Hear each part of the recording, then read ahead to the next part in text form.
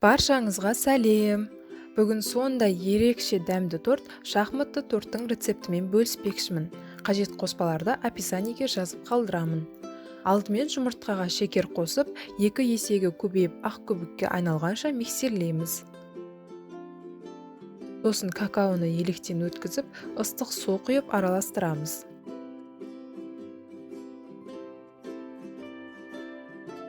Жұмыртқалы массамызға күнбағыс майы мен какаоны қосып, біркелкі болғанша араластырамыз. Соңға қамыр қопсытқышты қосып аламыз. Сосын аз-аздан електен өткізе отырып, массамызға қосып араластырамыз. Сонда бисквитіміз әдемі көтеріледі.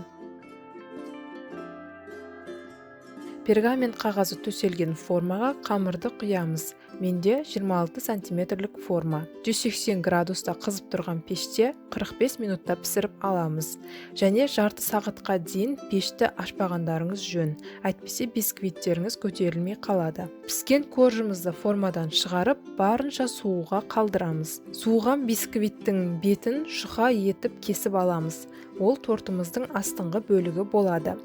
Енді бисквиттің өлшемін 2 сантиметр болатындай етіп, дөңгелек ыдыстардың бойымен 7 шеңбер кесіп аламыз. Ыдыстың орнына қағаздан дөңгелектер жасап кессеңіздер де болады. Бисквитіміз өте нәзік болады, сондықтан абайлап ұстаңыздар.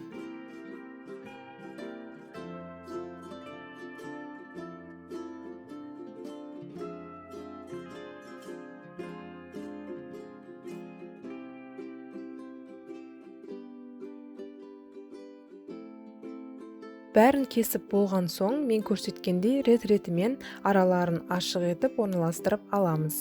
Енді кремін дайындаймыз. Сүтке желатин салып, көтерілгенше 20 минутқа қалдырамыз. Менде дүкеннің сүзбесі, оған шекердің жарты бөлігін қосып, миксерлеп аламыз. Сосын салқын кілегейге шекердің қалған бөлігін салып, қоюланғанша миксерлейміз. Жаңағы желатин қосылған сүтіміз көтерілді, оны микроволновкада ысытып аламыз. Бірақ қайнап кетпеуі керек.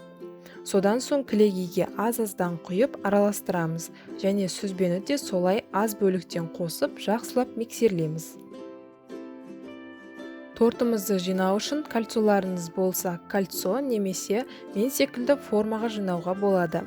Алдымен торттың астыңғы бөлігіне крем жағып аламыз. Сосын шеңберлердің бірінші бөлігін орналастырып шығамыз.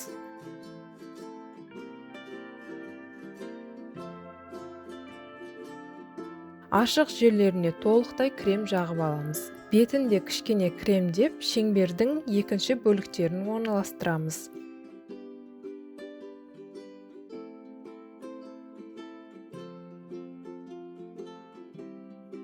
Арасына тағы да крем жағамыз.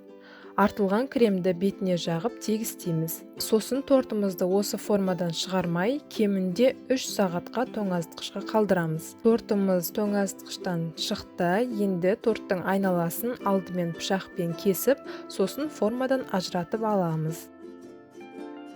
Кремін тегістейміз. Сосын мынадай 2 сантиметр етіп қырқылған қағаздарды бетіне толықтай қойып шығамыз.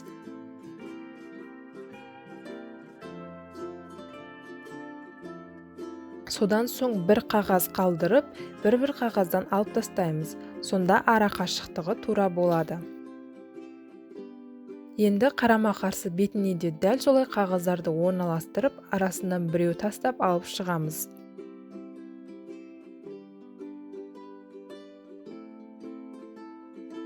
Бетіне какао ұнтағын ситодан өткізе отырып, сеуіп шығамыз. Сосын қағаздарды абайлап алып тастаймыз.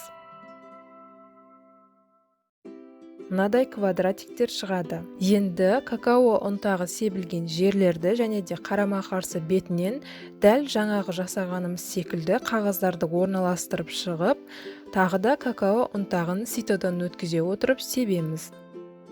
Сонда бізде дәл шахмат тақтасы секілді форма пайда болады. Міне тортымыз дайын. Арасын сіздерге кесіп көрсетейін. Тортымыз сондай дәмді, керемет болып шықты. Кішкене еңбекті керек етеді, бірақ жасасаңыздар өкінбейсіздер. Нәтижесін комментарийде қалдыруды ұмытпаңыздар. Сіздермен бірге болған Айнура. Мені қолдап, каналыма тіркеліп, видеоларыма лайк басып, пікір қалдырыңыздар. Назарларыңызға рахмет.